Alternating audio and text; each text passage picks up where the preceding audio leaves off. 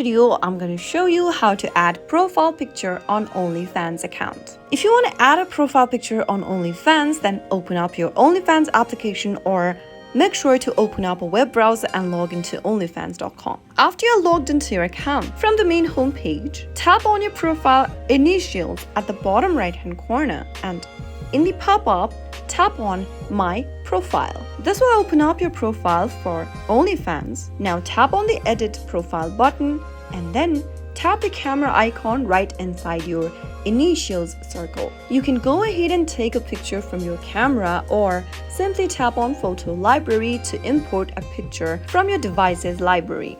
Let me just tap on Photo Library and this will now take you to your photos.